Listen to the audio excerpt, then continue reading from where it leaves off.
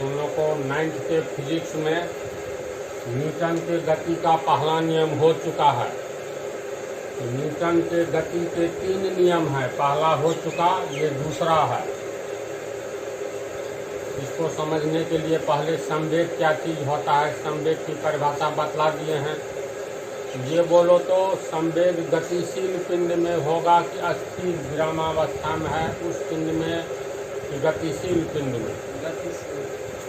कोई पिंड अगर विराम अवस्था में है तो उसका संवेग हमेशा शून्य होगा, क्योंकि परिभाषा के अनुसार संवेग को हम लोग T माने तो संवेग बराबर mv। m हो गया तुमको मात्रा, संवेग बराबर मात्रा गुने वेग। मात्रा कभी शून्य नहीं होगा। एक सुई भी है तो सुई का भी द्रव्यमान कुछ न कुछ होता है, लोहे की सुई होता है ये। अगर एक बालू का कण है मान लो ये, उसका कुछ न कुछ द्रव्यमान होगा, तो द्रव्यमान किसी भी पिंड का कभी शून्य नहीं होता है, बल्कि वेग शून्य हो सकता है, लेकिन मात्रा या द्रव्यमान यानी मास कभी शून्य होगा नहीं होगा। तो संवेग मात्रा और वेग के गुणनफल को कहते हैं। संवेग तब शून्य होगा जब वेग शून्य होगा, मात्रा तो शून्य हो नहीं सकता है। इसीलिए कोई पिंड अगर विराम अवस्था में है तो इसका अर्थ है उसमें उसका वेग चाल शून्य है और मात्रा तो कुछ न कुछ रहेगा, चाहे 1 किलोग्राम रहे या 1 किलोग्राम का लाखवां भाग रहे, लेकिन वेग शून्य होगा तो संवेग शून्य होगा, वेग शून्य नहीं होगा तो संवेग शून्य नहीं होगा। कोई पिंड अगर विराम अवस्था में है और इसका द्रव्यमान बहुत ज़्यादा है, 1 करोड़ किलोग्राम, और अगर वह पिंड विराम अवस्था में है यानी वेग शून्य है, तो संवेग भी शून्य होगा ना। वेग शून्य है विराम अवस्था में, मात्रा है 1 करोड़ किलोग्राम, तो शून्य को जिससे भी गुना करोगे शून्य हो जाएगा। तो संवेग में परिवर्तन का दर, इसको भी बतला दिए हैं।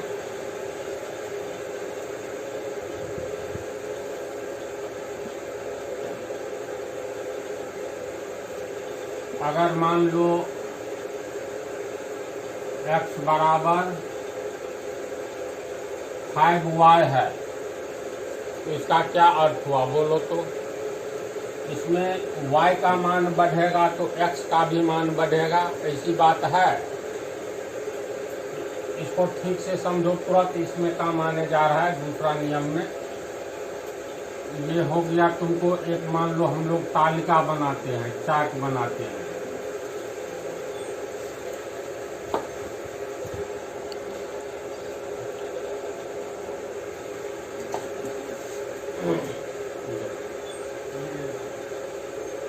अगर y का मान यहाँ पर 1 रखेंगे तो x बराबर कितना होगा? x बराबर 5y बराबर 5 गुने 1, 5 होगा। क्या हम कहना चाहते हैं, ध्यान से देखते जाओ। y का मान 2 रखेंगे तो y का मान 2, 5 दूनी 10, तब x बराबर 10 होगा। y का मान 3 रखेंगे तो 5 या 15 होगा ना। पहली बात ये, इसका अर्थ हुआ y का मान बढ़ेगा तो x का भी मान बढ़ेगा, है ना ऐसी बात। इसको हम लोग फिर लिख सकते हैं, क्योंकि x बराबर 5y तो 5y बराबर x बोल सकते हैं, इसीलिए y बराबर x बटा 5, तो y बराबर x बटा 5 है। दोनों एक ही समीकरण हो गया। अब इसमें देखो y का मान किस पर निर्भर करता है?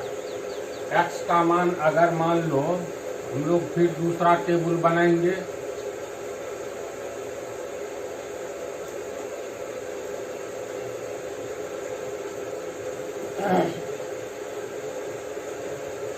अगर x का मान 5 रखते हैं तो 5/5, x का मान 5 तो 1, y बराबर 1। अगर मान लो x का मान 10 रखते हैं x का तो 10/5 बराबर 2। अगर x का मान 15 रखें तो 15/5, y का मान 3 होगा। इससे क्या निष्कर्ष निकलता है? अगर x बराबर 5y है तो y का मान बढ़ेगा तो x का भी मान बढ़ेगा। बढ़ रहा है, y का 1 है तो x का 5 है, y का 2 रखते हैं तो x का 10 होता है ना। फिर y का मान 3 रखते हैं तो x का मान 15 होता है। यानी निष्कर्ष ये है y का मान 1 से 2 गुना करते हैं तो x का मान 5 दूनी 10, x का भी 2 गुना हो जाता है। y का मान 1 से 3 करते हैं, 1 तिया 3 तो x का मान 5 तिया 15। यानी y का मान 3 गुना करते हैं तो x का मान भी 3 गुना हो जाता है। अगर y का मान 4 ले तो 5 चौका 20, y का मान 4 गुना करेंगे तो x का मान भी 4 गुना हो जाता है ना ऐसी बात। फिर इसको देखो, y का मान यहाँ x का लिए हैं, x का मान 5 है तो y का मान 1 है, x का 5 देंगे तो 5/5, y का मान 1। अगर x का मान 2 गुना करते हैं, 5 दूनी 10 तो y का मान भी 2 गुना हो जाता है, 1 दूनी 2। अगर x का मान 5 तिया 15 3 गुना करते हैं तो y का मान भी 1 तिया 3 गुना हो जाता है। तो हम लोग इसके बारे में कह सकते हैं, इसके बारे में या ये दोनों तो एक ही इक्वेशन है।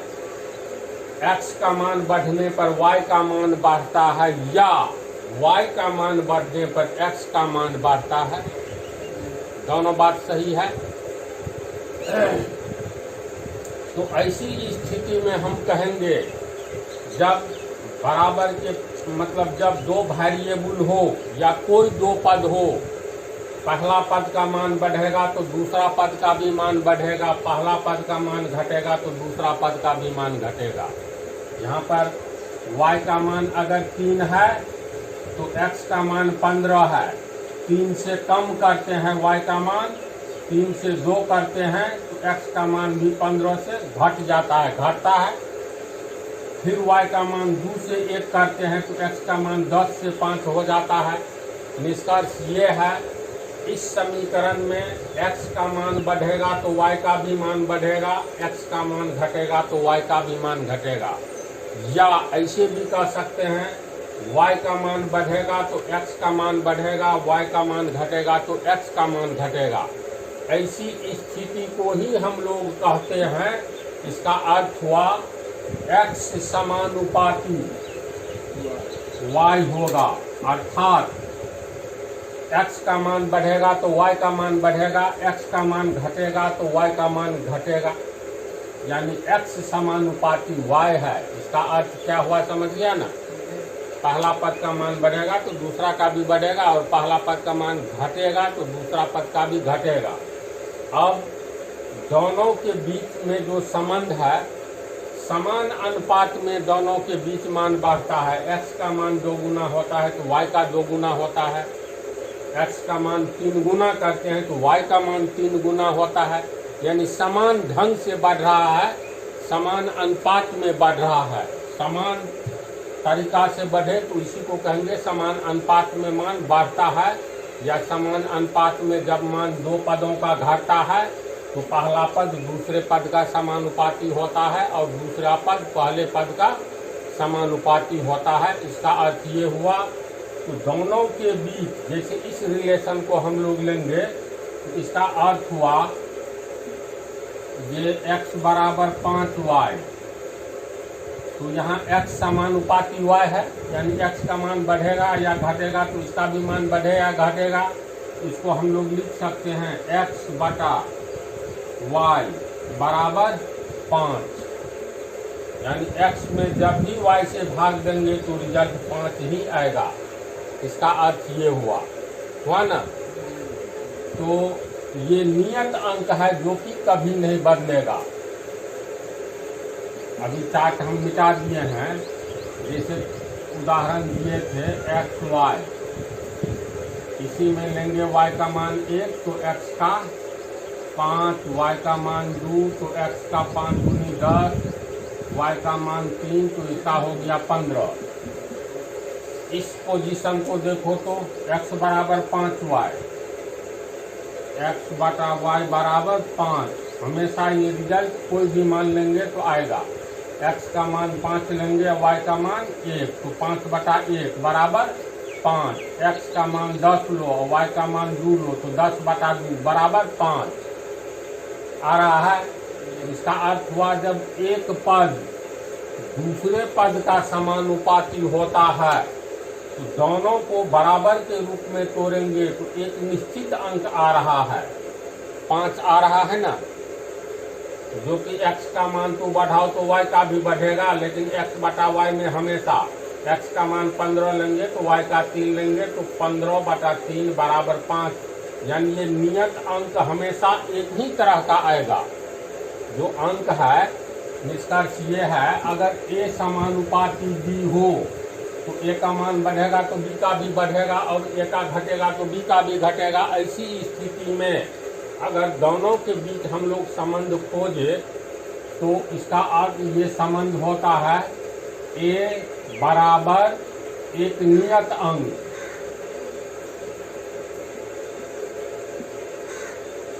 गुने b,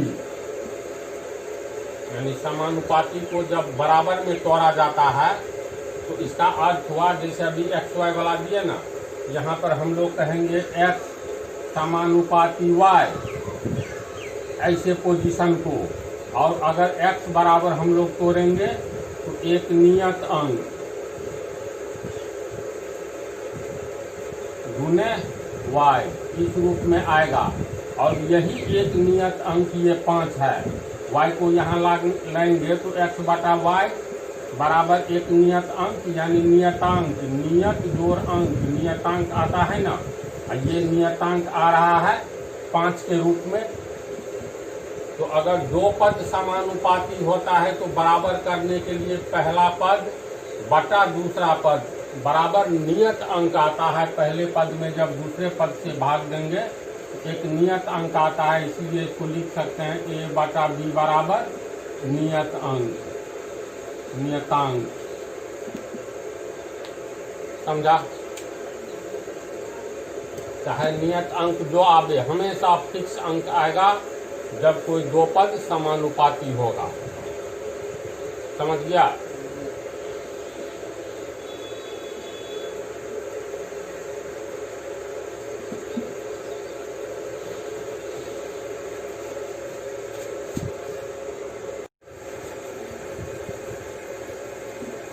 देखो, न्यूटन के गति का दूसरा नियम क्या है? किसी पिंड के संवेग में परिवर्तन की दर उस पिंड पर लगाए गए बल के समानुपाती होता है, तथा संवेग में परिवर्तन उस पिंड पर लगाए गए बल की दिशा में होता है। इसका अर्थ क्या हुआ? पहले यहाँ तक समझो। किसी पिंड के संवेग में परिवर्तन की दर उस पिंड पर लगाए गए बल के समानुपाती होता है। इसका अर्थ हो गया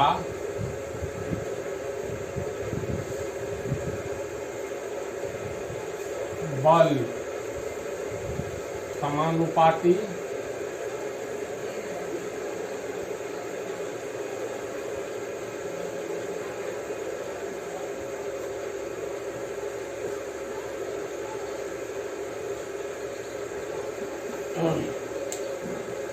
किसी पिंड के संवेग में परिवर्तन की दर किसका समानुपाती होता है? उस पिंड पर लगाए गए बल के समानुपाती होता है। यानी बल को बढ़ाएंगे, फोर्स, कोई पिंड है, मान लो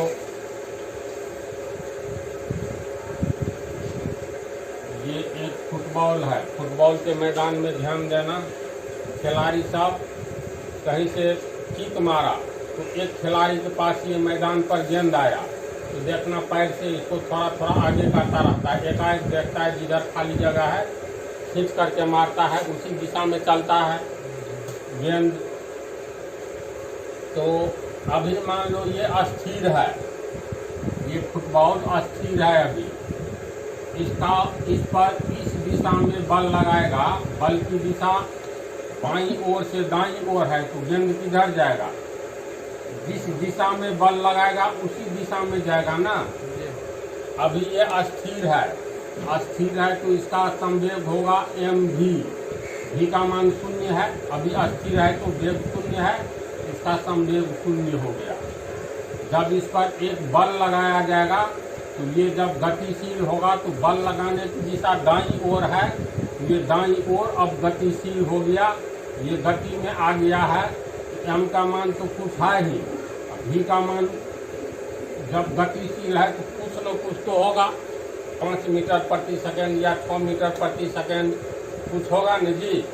तो 0 से उसमें कुछ संवेग आ गया, लेकिन जिस दिशा में बल लगाए हैं उसी दिशा में ये संवेग में परिवर्तन हो रहा है, संवेग यानी mv। ये v हो गया तुमको वेक्टर क्वांटिटी, सदिश राशि, इसीलिए संवेग भी वेक्टर क्वांटिटी है, सदिश राशि है, ये बोल दिए हैं। तो न्यूटन की गति के नियम के अनुसार किसी पिंड के संवेग में परिवर्तन, यहाँ देखो पिंड का संवेग 0 था, अब कुछ बल लगाए हैं तो संवेग में परिवर्तन हो गया। फिर यहाँ पर कोई खिलाड़ी इधर की दिशा में पहले से गतिशील है और इसी दिशा में बल लगा दे तो संवेग में जो परिवर्तन हो रहा है प्रति सेकंड, परिवर्तन का दर है, जिस दिशा में बल लगाएंगे परिवर्तन भी उसी दिशा में होगा ना। तो किसी पिंड के संवेग में परिवर्तन की दर उस पिंड पर लगाए गए बल के समानुपाती होता है। अर्थात किसी पिंड पर फोर्स बल बढ़ाते जाएंगे तो संवेग में परिवर्तन का भी दर बढ़ेगा, फोर्स घटाएंगे तो संवेग में परिवर्तन का दर भी घटेगा। जैसे एक साइकिल सवार रोड पर मान लो जा रहा है एक बाईसाइकिल से, तो ऐसी स्थिति में ये इस पर कम बल लगा रहा है तो इस पर बैठे हुए आदमी का कुछ न कुछ तो द्रव्यमान होगा और साइकिल का भी कुछ न कुछ द्रव्यमान होगा।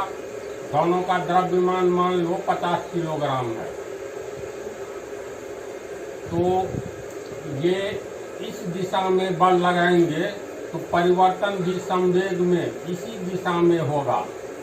जिस दिशा में बल लगाएंगे उसी दिशा में, पहली बात साइकिल सवार साइकिल पर जितना बल लगाएगा उसका संवेग उतना बढ़ेगा।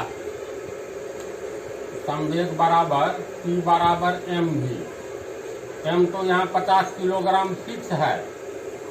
अभी वेग मान लो इस पर बल लगा रहा है 5 मीटर प्रति सेकंड,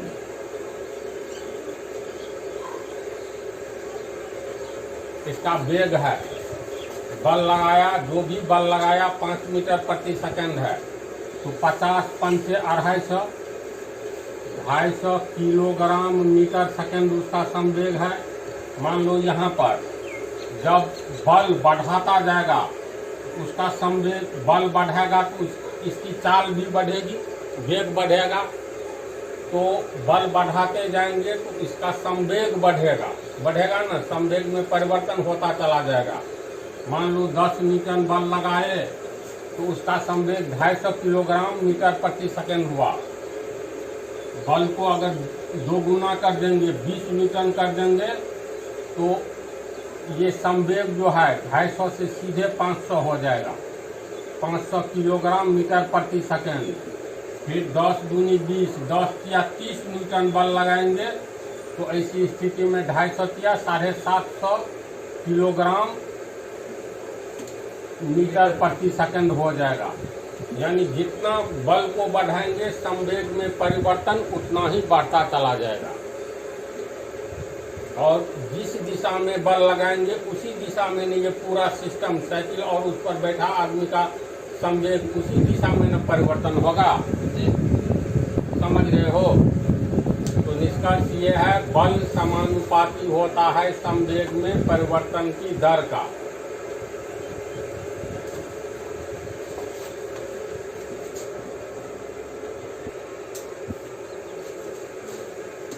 न्यूटन की गति के द्वितीय नियम के अनुसार बल समानुपाती होता है संवेग में परिवर्तन की दर का, अर्थात बल बढ़ाएंगे तो संवेग में परिवर्तन का दर भी बढ़ेगा, बल घटाएंगे तो संवेग में परिवर्तन का दर घटेगा। परिवर्तन का दर क्या चीज होता है ये भी हम चर्चा किए थे।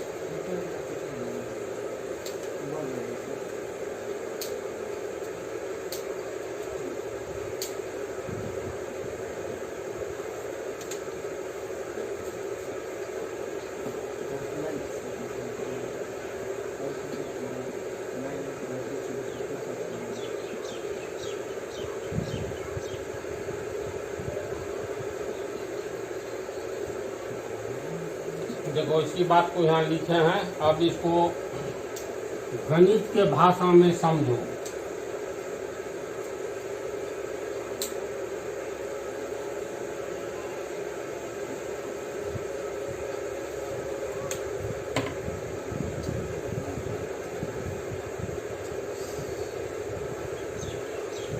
मान लो ये कोई पिंड है, समझा, जिसका द्रव्यमान m है, और वेग दो तरह का होता है, एक प्रारंभिक वेग और एक अंतिम वेग। या प्रारंभिक वेग कुछ समय के बाद फिर वेग बदल जाता है, फिर कुछ समय के बाद अधिक बल लगाओ तो वेग बढ़ जाता है। तो वेग भी पल पल बदलता है, बल बढ़ाने पर वेग में भी वृद्धि होती है और बल घटाने पर किसी पिंड के वेग में भी कमी होती है। तो देखो, माना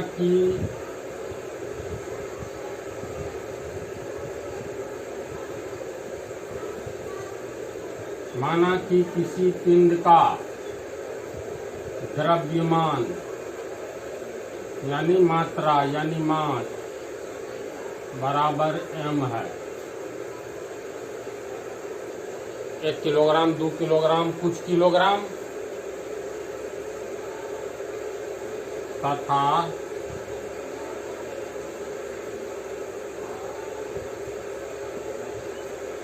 प्रारंभिक वेग बराबर u है। प्रारंभिक वेग को u से और अंतिम वेग, मान लो कुछ बल लगाए तो कुछ उसका वेग बढ़ेगा, तो बढ़ करके u से v हो गया। माना कि किसी पिंड का द्रव्यमान m है तथा प्रारंभिक वेग u है, इसका ये प्रारंभिक वेग u है।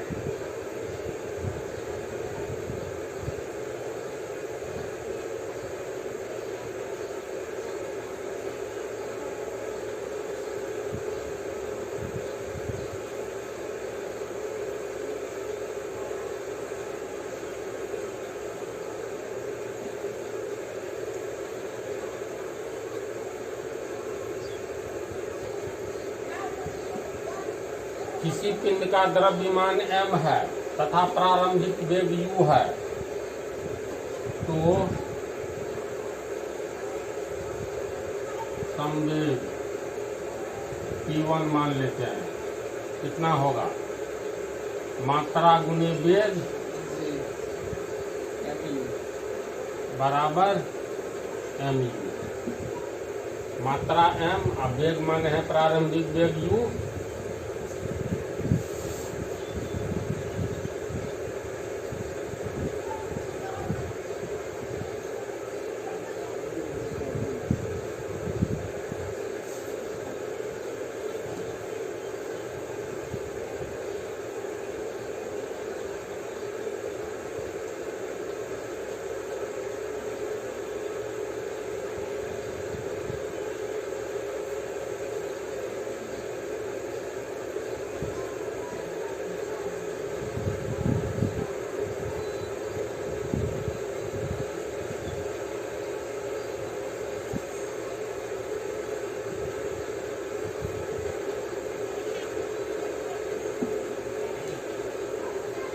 माना कि किसी पिंड का प्रारंभिक वेग m है, मान लो ये पिंड, इसका प्रारंभिक वेग पिंड का द्रव्यमान m है और प्रारंभिक वेग u है, तो संवेग p1, 1 का मतलब प्रारंभिक संवेग कितना हो गया, मात्रा गुने वेग, यानी मात्रा गुने वेग mu। अब इस पिंड पर F बल लगाते हैं, 5 न्यूटन, 10 न्यूटन, कुछ न्यूटन, तो तीर का निशान बतलाता है बल की दिशा दाईं ओर है, F बल लगाते हैं, तो कुछ समय के बाद उसका वेग v हो जाता है। यहाँ चला आया, उसका वेग द्रव्यमान m है और वेग उसका v हो जाता है। t समय के बाद, मान लो कुछ तो समय लगेगा वेग में परिवर्तन होने पर, तो इस पिंड पर F बल लगाने पर t समय के बाद उसका वेग v हो जाता है। अतः संवेग बराबर संवेग p2, बल लगाने पर संवेग बढ़ जाएगा, वेग बढ़ेगा तो संवेग बढ़ेगा ना, इस बढ़े हुए संवेग को हम लोग p2 मान लेते हैं। ये हो गया मात्रा गुने वेग, तो मात्रा कितना, मात्रा तो m ही है, वेग उसका वेग v हो जाता है। अब वेग v हो गया, m v हो गया, तो संवेग में कितना परिवर्तन हुआ, अतः F बल लगने पर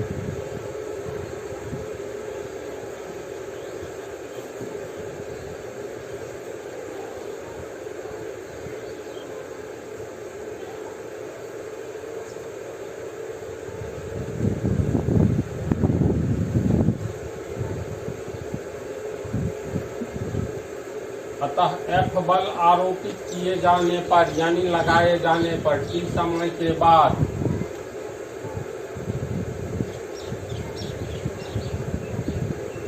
संवेग p2 बराबर mv,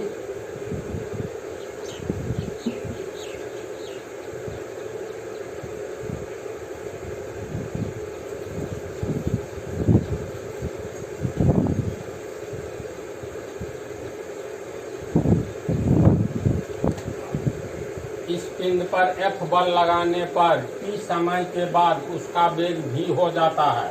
अतः F बल आरोपित किए जाने पर t समय के बाद संवेग कितना हो गया, mv हुआ। इसको समझने में कोई दिक्कत नहीं हुई, चलो इसको उतार लो।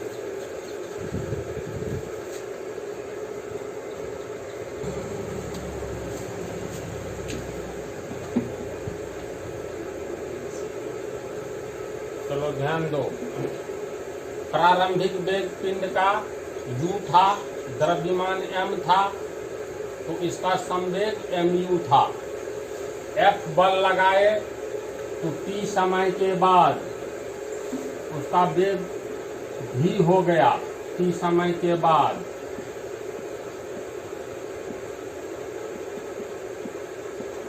तो t समय के बाद F बल आरोपित किए जाने पर t समय के बाद संवेग p2, यानी कितना हो गया, p2 बराबर mv।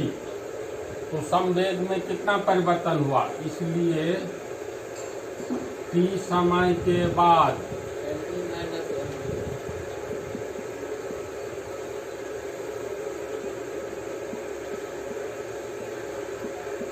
संवेग में परिवर्तन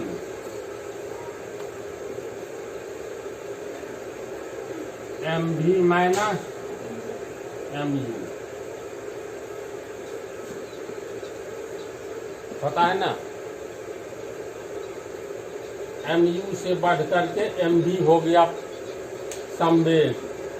यानी एक तरह से मान लो किसी का द्रव्यमान अच्छा भोजन करने पर 20 दिन में 30 किलो से 35 किलो हो गया, तो कितना परिवर्तन हुआ 20 दिन में, 35 किलो माइनस 30 किलो, 5 किलो का परिवर्तन। तो सेम उसी तरह से t समय के बाद संवेग इसका mv हो गया, तो कितना परिवर्तन हुआ? शुरू में mu था, mv माइनस mu होगा ना। इसीलिए इकाई समय के बाद कितना परिवर्तन होगा, यानी t समय में संवेग में परिवर्तन।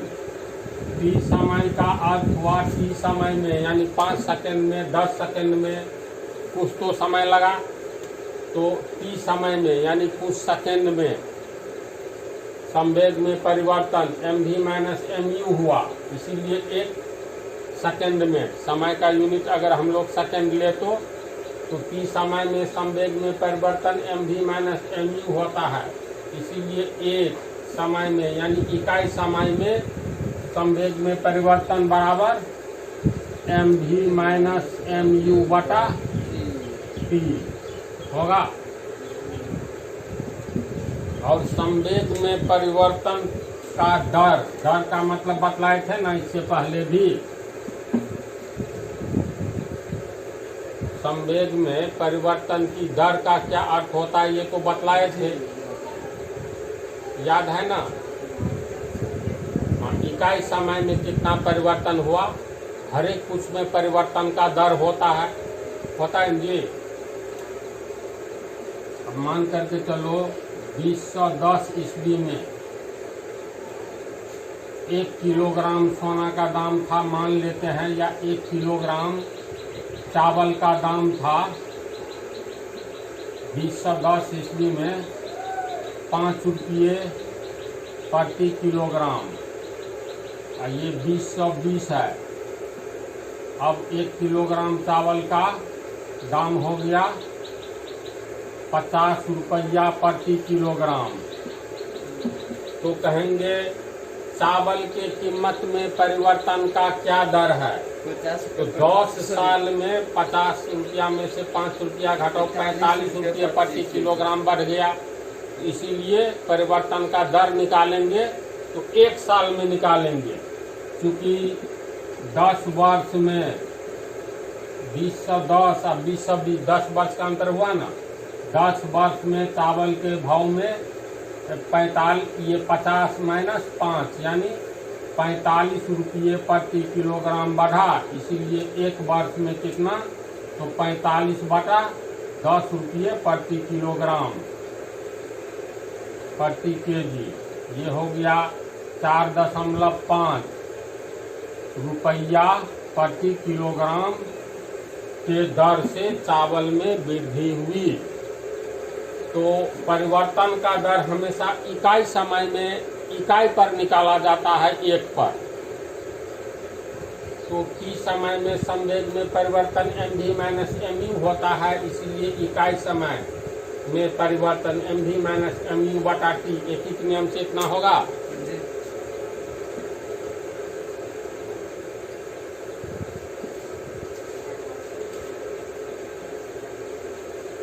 अतः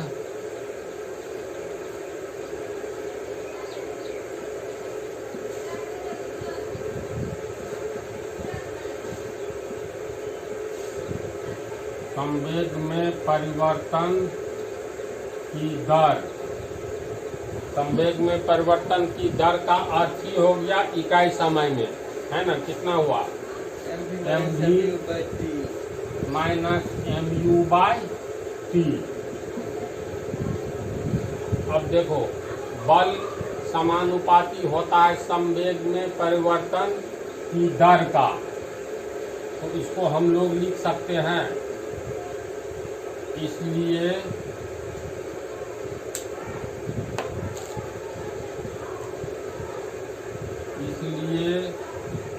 बल, क्योंकि न्यूटन के गति के नियम से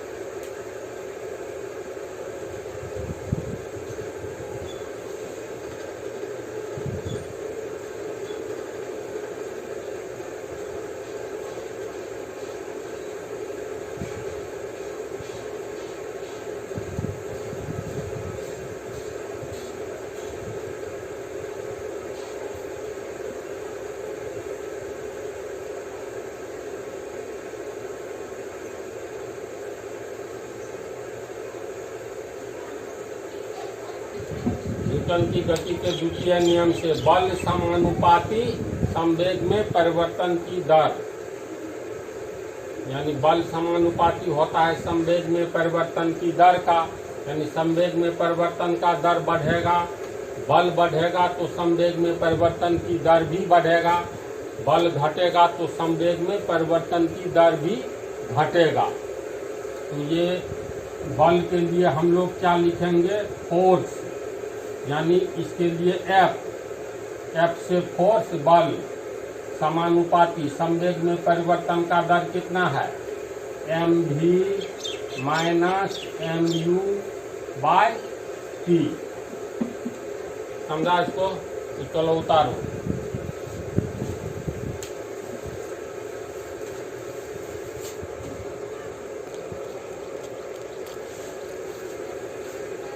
ये जो न्यूटन के गति के नियम के अनुसार होता है, बल समानुपाती संवेग में परिवर्तन की दर, तो संवेग में परिवर्तन की दर क्या चीज़ है, इसको हम लोग निकाल लिए।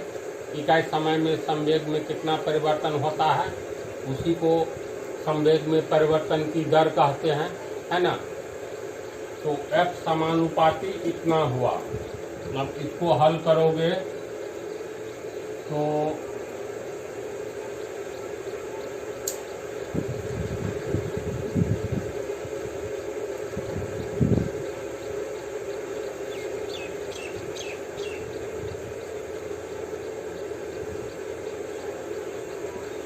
यही आया है लास्ट में।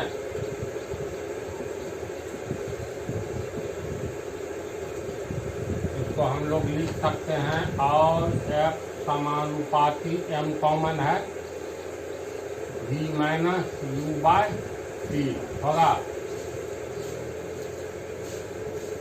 फिर याद करो की जगह बराबर भी जैसे, फिर वही बात, समानुपाती को बराबर में तोड़ने के लिए अभी से इसी में उदाहरण दिया है ना, a बराबर 5b के आधार पर अगर a समानुपाती b है तो दोनों को तोड़ेंगे, इसका मान बढ़ेगा तो इसका भी बढ़ेगा, तो इसका 2 गुना होगा, इसका भी 2 गुना, इसका 3 गुना, तो इसका भी 3 गुना, यानी a समानुपाती b है। तो a बराबर a में b से जब भी भाग देंगे तो एक निश्चित अंक आएगा, नियत अंक आएगा। 100 और अ मिलकर के आ हो गया, यानी नियतांक, नियत 2 अंक। F बराबर है m माइनस इतना m कॉमन ले लिए तो इतना होगा ना। इससे पहले F बराबर दिए, हाँ, f बराबर कहीं तो नहीं दिए हैं। अब देखो, मोशन वाला चैप्टर में कहीं बराबर नहीं दिए हैं।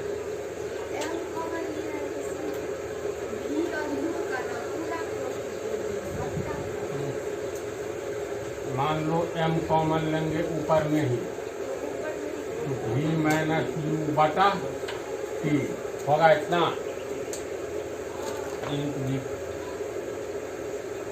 इसको ऐसे लिख सकते हैं ना, F समानुपाती m cos v minus u by T लिख सकते हैं। बोलो तो मैथमेटिकली,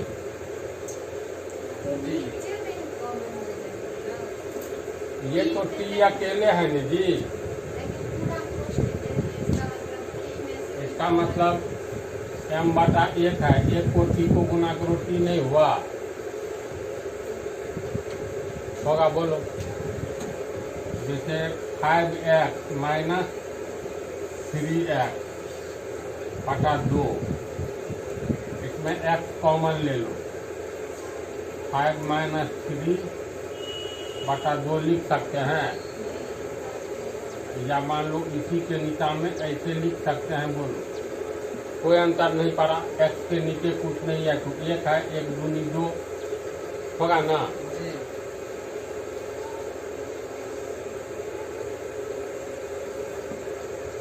मोशन चैप्टर में ये पढ़ाए हैं ना, इसका अर्थ क्या हुआ, त्वरण, एक्सेलरेशन का ये फार्मूला होता है।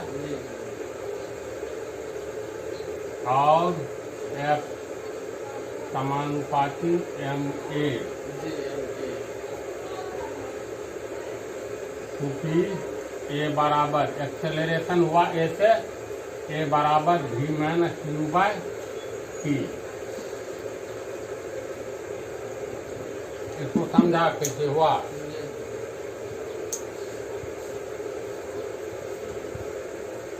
तो अभी तुम लोग को बतलाए हैं पीछे ए समानुपाती बी, तो इसको तोड़ने के लिए बराबर एक नियत अंक आता है।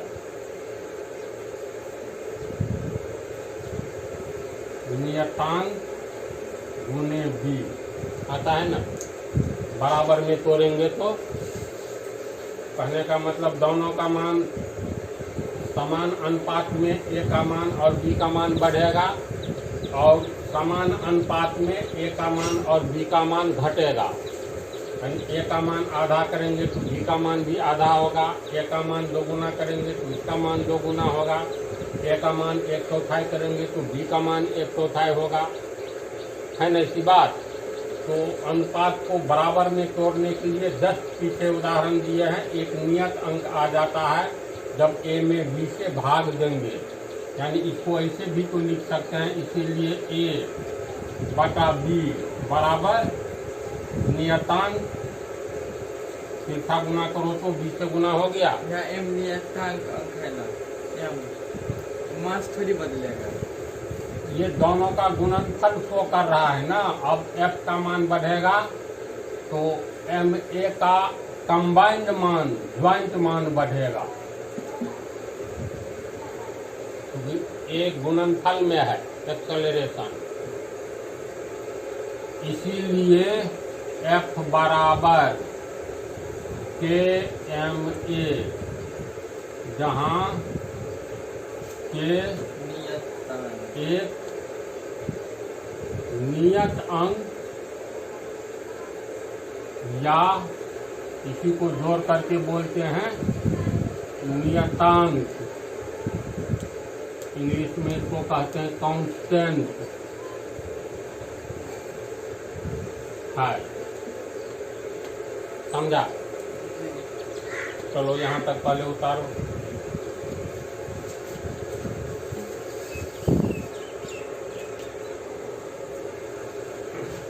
इसको समीकरण 1 मान लेते हैं, ठीक है? यहाँ तक तो लोग समझ गया ना। अब इसको समीकरण 1 मान लिए।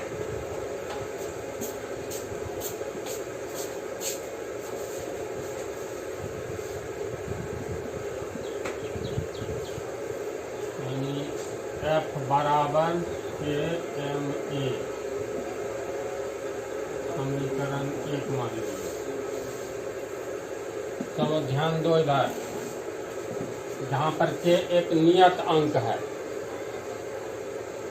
तो मान लो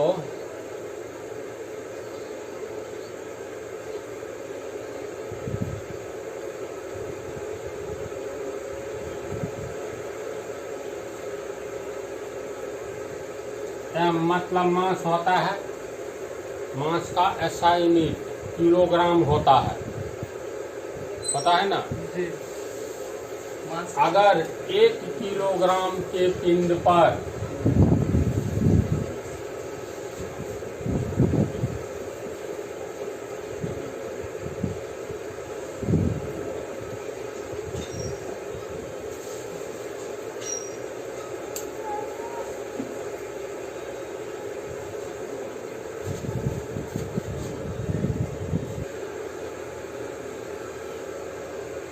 ये फोर्स बराबर F बराबर KMA है ना, तो K तो एक नियत अंक है।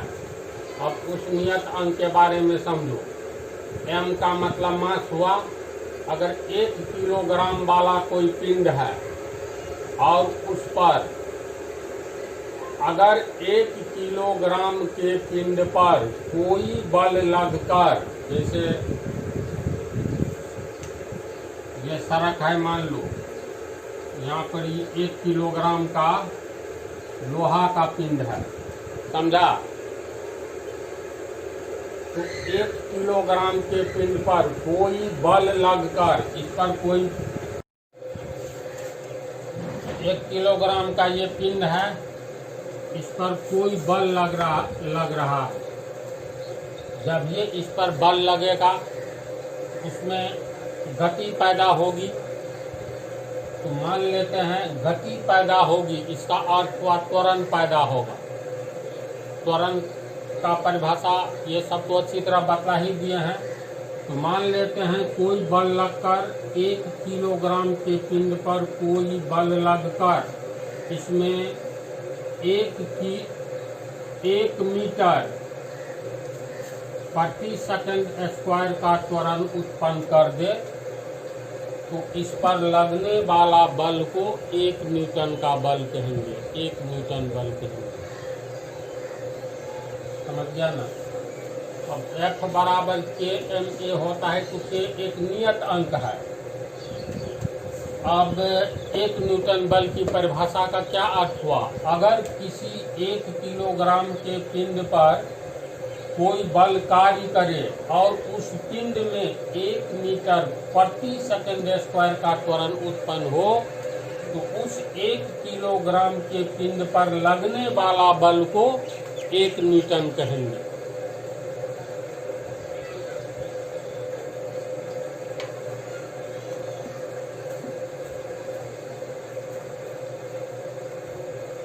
तो ऐसी स्थिति में F यानी 1 न्यूटन ये बल का मात्रक हो गया। K के जगह K रहने दो। M कितना लिए हैं? 1 किलोग्राम का पिंड, त्वरण कितना उत्पन्न हुआ? 1 मीटर प्रति सेकंड स्क्वायर। यानी 1 किलोग्राम के पिंड पर कोई बल लगे और उस पिंड में 1 मीटर प्रति सेकंड स्क्वायर का त्वरण उत्पन्न हो, तो इस पिंड पर लगे बल को 1 न्यूटन कहेंगे। तो अब यहाँ पर जैसे 2 न्यूटन का बल किसे कहेंगे? इसको 1 को गुना करेंगे तो 1 होगा। यहाँ पर 1 न्यूटन बराबर K का मान हो गया 1 किलोग्राम मीटर सेकंड प्रति सेकंड स्क्वायर। 1 किलोग्राम मीटर प्रति सेकंड स्क्वायर। इसका अर्थ समझा? ये 1 जो है K का मान हुआ, इसका अर्थ हुआ, फिर समझ लो, 1 किलोग्राम के पिंड पर 1 न्यूटन का बल लग रहा है, तो उस पर 1 मीटर प्रति सेकंड स्क्वायर का त्वरण उत्पन्न हो रहा है। जैसे अब इसको कहोगे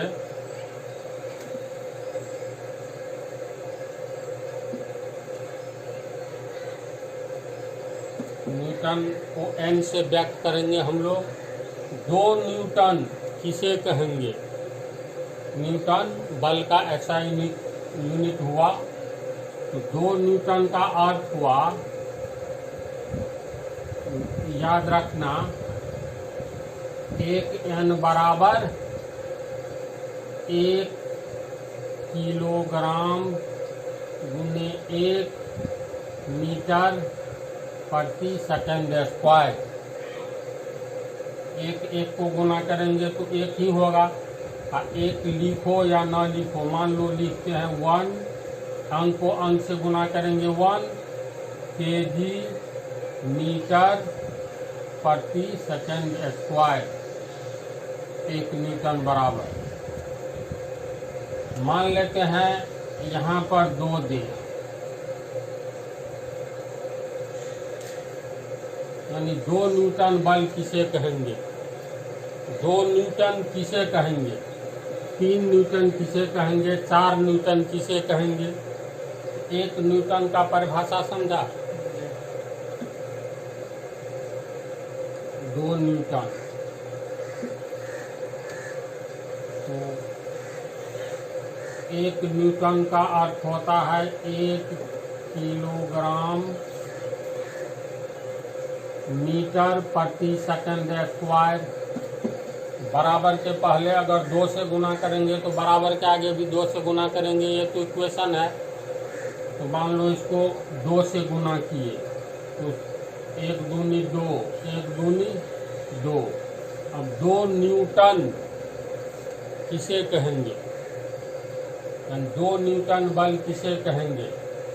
तो देखो इसको हम लोग कैसे कैसे लिख सकते हैं, 2 kg गुने 1 मीटर प्रति सेकंड स्क्वायर,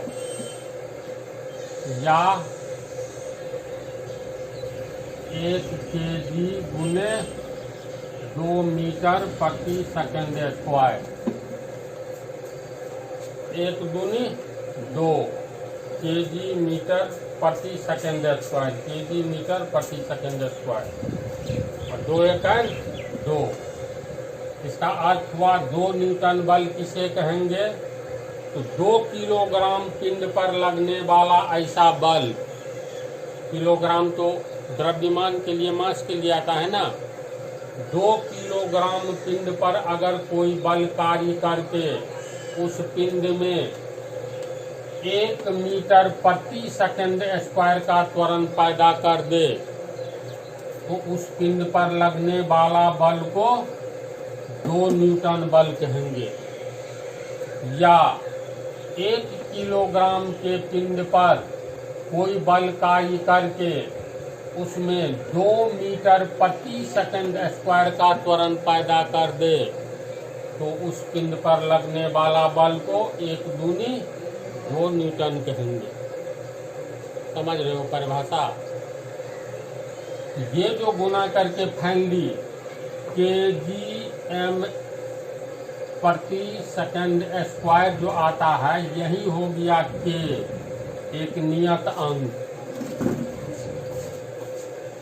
अब जैसे पूछेगा 5 न्यूटन बल किसे कहते हैं, तो 1n बराबर 1 न्यूटन कहते हैं। 1 किलोग्राम पिंड पर कोई बल लग करके 1 मीटर प्रति सेकंड स्क्वायर का त्वरण पैदा कर दे तो उस पिंड पर लगने वाला बल को 1 न्यूटन कहते हैं। 1 न्यूटन बराबर इतना, 1 को गुना करेंगे 1, तो 5 न्यूटन को कैसे लिख सकते हैं? तो 2 ढंग से लिख सकते हैं। 5 न्यूटन बल किसे कहेंगे? तो इसको 1 kg गुने 5 मीटर प्रति सेकंड स्क्वायर, या 5 kg गुने 1 मीटर प्रति सेकंड स्क्वायर। 1 को 5 से गुना करेंगे तो 5, अब 5 को 1 से गुना करेंगे तो पर भी 5 है ना। 5 न्यूटन बल किसे कहेंगे? अगर 1 किलोग्राम पिंड पर कोई बल कार्य करके 5 मीटर प्रति सेकंड स्क्वायर का त्वरण उत्पन्न करे तो उस पिंड पर लगने वाले बल को 5 न्यूटन बल कहेंगे। या अगर 5 किलोग्राम द्रव्यमान वाले पिंड पर कोई बल लगकर 1 मीटर प्रति सेकंड स्क्वायर का त्वरण उत्पन्न कर दे तो उस पिंड पर लगने वाले बल को 5 न्यूटन का बल कहेंगे। समझ गया?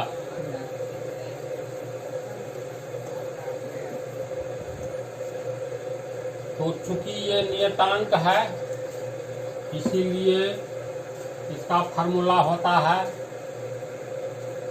F बराबर ma। ये m के पीछे कुछ नहीं है तो 1 छिपा है, यही 1 k का मान हो गया। समझा? अर्थात बल फोर्स बराबर m से मात्रा यानी मास गुने a से त्वरण यानी एक्सेलरेशन।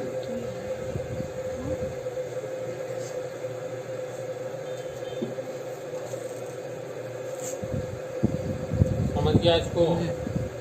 अगले पार्ट में बल का एसआई यूनिट कैसे निकालते हैं बजाबते फार्मूला के द्वारा ये बतलाएंगे और फोर्स पर ही कुछ बतलाएंगे।